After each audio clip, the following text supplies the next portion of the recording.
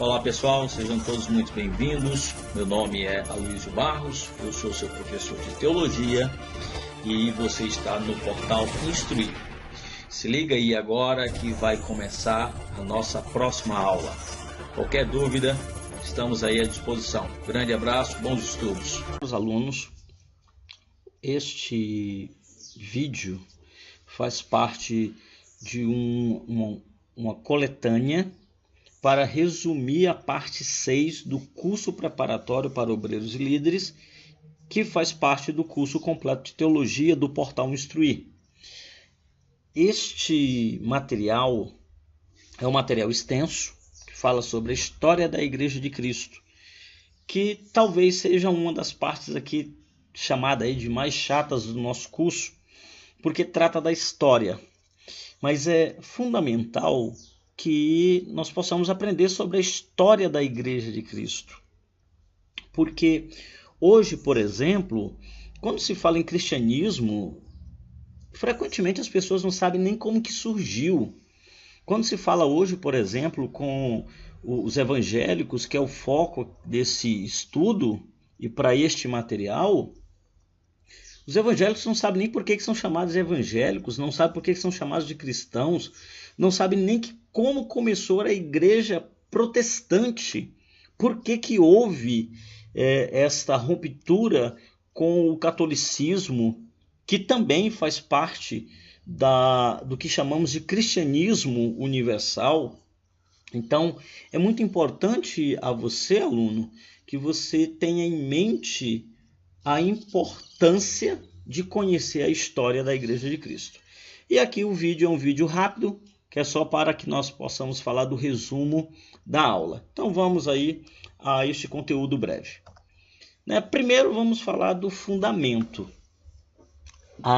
O cristianismo, ele começa a ser lapidado como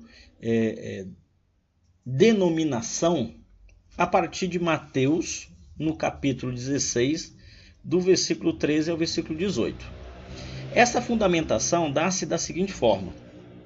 Jesus Cristo, então, pergunta a seus discípulos: quem dizem os homens ser o Filho do Homem? Filho do Homem era um título para que Jesus Cristo utilizava.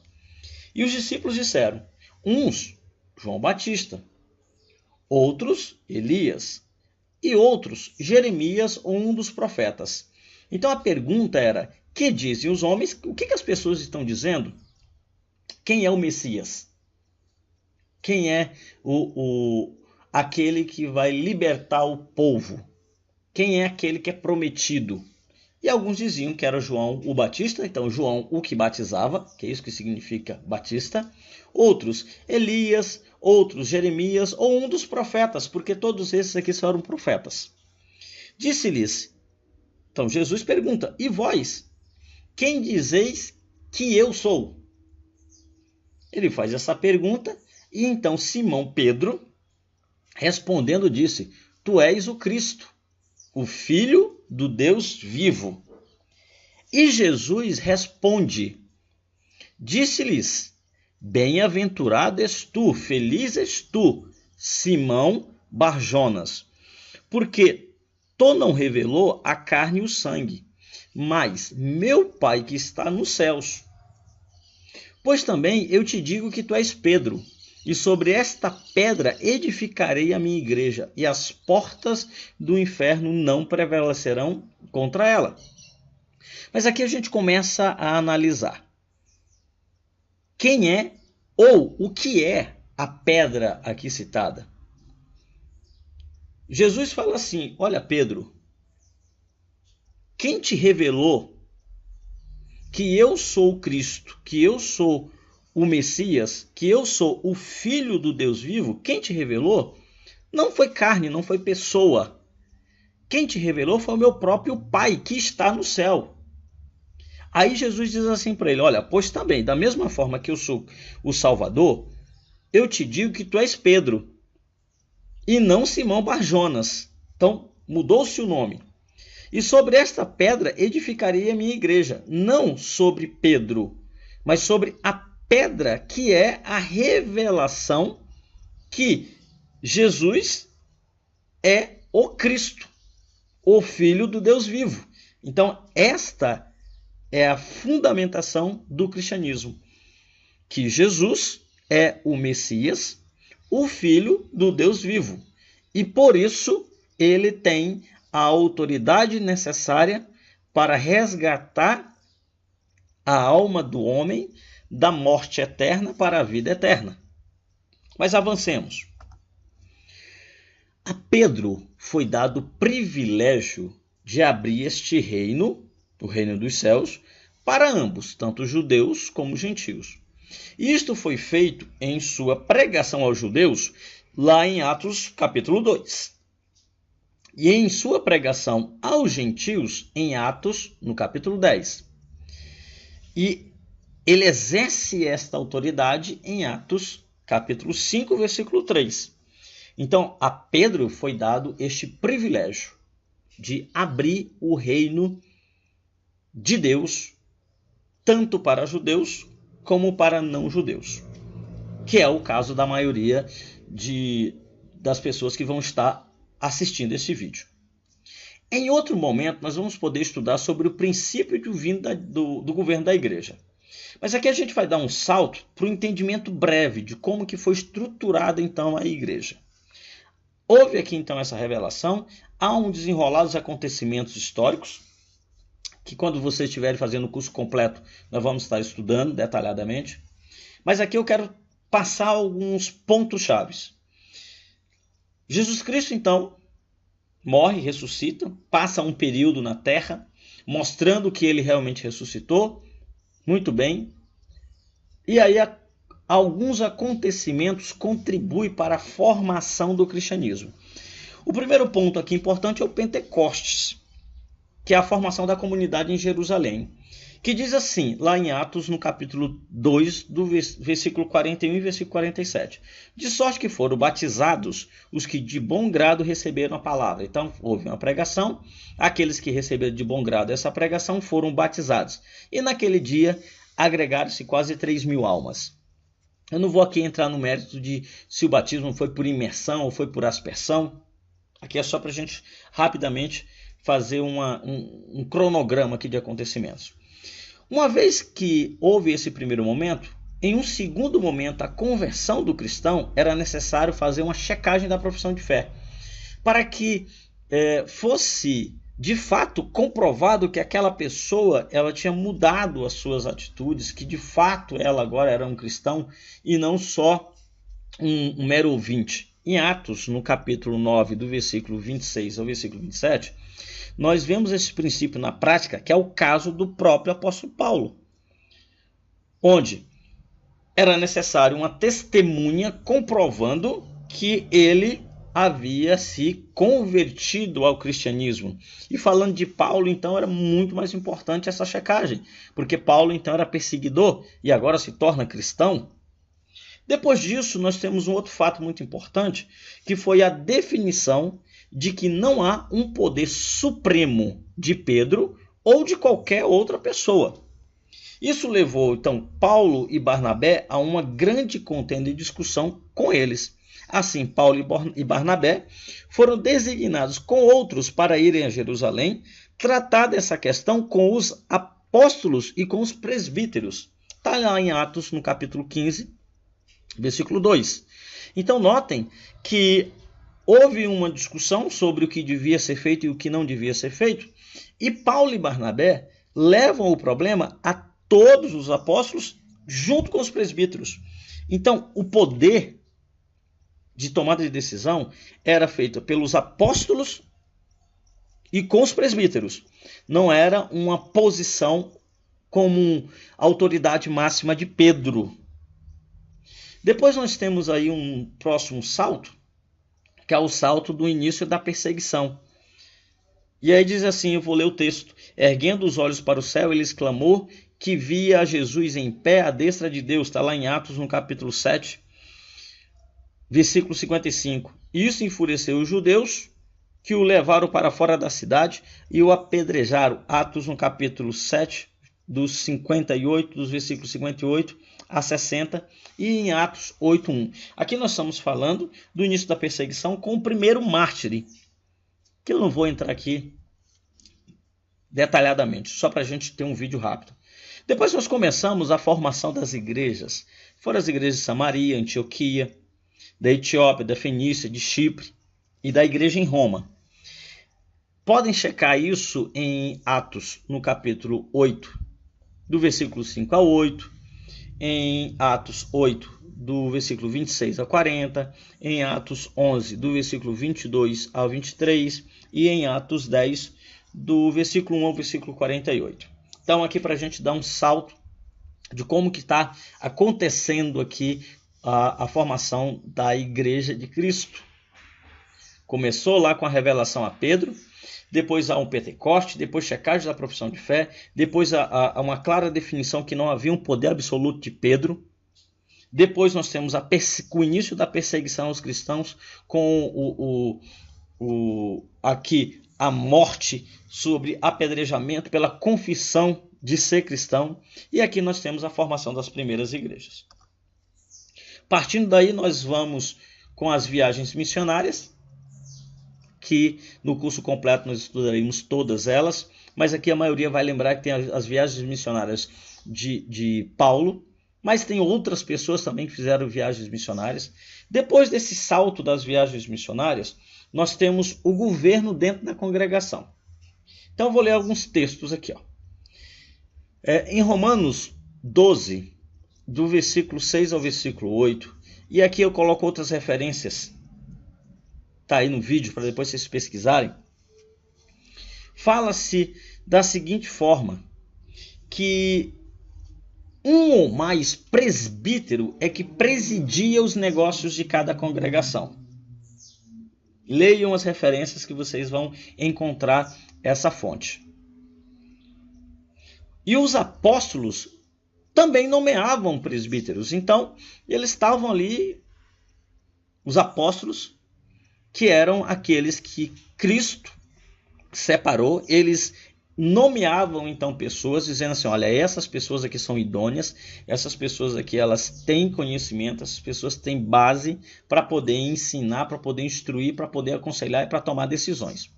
E aqui eu coloco aqui um cuidado com relação ao uso da expressão de bispo, que lá na parte 1 deste curso, com o curso preparatório de obreiros e líderes, nós falamos sobre bispos, presbíteros, pastores, etc. Eu quero aqui falar que nós não podemos encarar bispos, pastores, como líderes supremos. Vejam que Paulo lembrou aos presbíteros de Éfeso que eles eram bispos. Está lá em Atos 20, 28 e em Tito 1, de 5 a 9. Ou seja, não é uma posição dentro da igreja, é um ministério que significa servir em humildade. Então não é uma posição de autoridade, de autoritarismo, mas uma posição de servo, ao invés de uma posição de governo, de uma posição elevada, que é uma pessoa melhor do que o outro, que ele conquistou isso. Então ele pode conquistar sim, o presbiterato é algo fantástico, divino, pastorado. Notem que aqui nesse momento da história nem se falava de pastorado. Então eram os presbíteros que tocavam as igrejas e eram nomeados, indicados pelos apóstolos. E esses presbíteros também chamados de bispos. Aqui tem uma característica clara desses homens, que eles manejam bem as escrituras, como está lá em 2 Timóteo 2,15, que é um texto muito conhecido. Então notem que o governo era dado a várias pessoas, justamente para não haver o autoritarismo. Então hoje, quando nós vemos dentro das denominações religiosas, onde tem um determinado líder, que ele tem o poder absoluto, muitas das vezes nem existe um conselho ou um grupo de pessoas dentro da própria denominação que a represente. Isso é muito perigoso. É por isso que nós temos hoje tanto problema, tanta confusão, porque existem denominações que o pastor, ele se coloca como pastor presidente proprietário da denominação. É mais uma associação do que um agrupamento religioso. Isso é muito perigoso. É muito importante que toda denominação haja um colegiado com um grupo significativo aí de pessoas para poderem discutir o melhor andamento da congregação, o melhor andamento das atividades e etc. Então essa era uma prática que era a prática da igreja primitiva, da igreja de Cristo, da igreja como deveria de fato ser, que hoje nós vemos de forma meio que deturpada. Depois desse período aí, nós temos o período da apostasia. Então, aqui é um texto longo, que eu vou deixar, mas eu quero colocar alguns pontos. Nos primeiros 280 anos da igreja cristã, o cristianismo ele foi banido pelo Império Romano, então havia uma perseguição. Os cristãos, então, extremamente perseguidos, os apóstolos foram mortos, Nero era um imperador romano que foi o primeiro a promulgar leis para exterminar os cristãos. Isso aconteceu ali por volta de 65 depois de Cristo. Depois nós temos uma segunda leva de perseguições que começou por volta de 93 depois de Cristo, que foi com o imperador Domiciano. E aí ainda aconteceu várias outras perseguições. Milhares de cristãos foram martirizados, começando lá por Estevão. Foi colocado aí como primeiro mártir. E aí, com isso, claro que as pessoas foram abandonando a fé cristã. Uma época que a perseguição levava até a morte. E as pessoas, eu não quero encarar a morte por conta de uma profissão de fé, por conta de uma postura com relação àquilo que eu acredito. E é isso que chama-se apostasia, né? As pessoas foram abandonando a fé. E hoje acontece esse abandono da fé por outros motivos. O cristianismo também ele foi dando continuidade à sua história e aí começou-se a utilizar o cristianismo como uma forma de controle. A última perseguição foi decretada pelo imperador Diocleciano ali por volta da segunda metade do século III. Então, após isso, no início do século IV, em 313 depois de Cristo, o imperador Constantino publicou o Edito de Milão, concedendo liberdade de culto aos cristãos. Então, aqui, Constantino, imperador, fala, olha, os cristãos agora têm liberdade para cultuar o Deus dele e proclamar a fé deles. Só que entendam que isto era uma medida que o império estava tomando de forma a estruturar a sua base. Então aqui era mais uma questão de eu preciso dominar este povo, eu preciso dar regras para isso, do que propriamente uma declaração de livre culto, apesar de o culto ter sido livre. Bom, lá o imperador Teodósio, por meio do Edito de Tessalônica, em 390 d.C., tornou o cristianismo a religião oficial do Império Romano. A partir daí, todo mundo no Império Romano já era automaticamente cristão. Como vários países hoje se declaram cristãos. Apesar de se falar que o Estado é laico, muitos países declaram a sua crença religiosa. Então, com este ato, ele buscava não apenas exercer um controle sobre a crença cristã, mas dando ao cristianismo um caráter oficial, também para utilizar a estrutura da igreja, que havia muitos membros já, como instrumento organizativo do próprio império. Bom, aqui, pessoal, eu vou dar uma pausa aqui, finalizar essa primeira etapa aí da história do cristianismo. Vamos fazer um segundo vídeo contando um pouco mais, mas já de antemão convido a todos a se inscreverem no nosso curso completo de teologia, é um curso gratuito. O nosso site aí é o portalinstruir.wixsite. Entra lá na parte de teologia. Qualquer dúvida que você tiver, mande para portalinstruir@gmail.com ou tire sua dúvida no WhatsApp 995848639. Nosso canal do YouTube aí está cheio de vídeos que vão estar também te ajudando com aulas anteriores a essa. E o grande objetivo é trazer informação de qualidade, de forma gratuita, e para aqueles que querem fazer o curso completo, também o curso completo é gratuito. A gente só precisa da inscrição para facilitar envio de material, inscrever no próprio site, fazer parte do fórum e etc. Bom, espero que seja de valer as informações. Próximo vídeo a gente vai continuar falando sobre a história do cristianismo, para que todos possam aí, crescer dentro dos seus próprios ministérios. Bom dia a todos e até a próxima aula.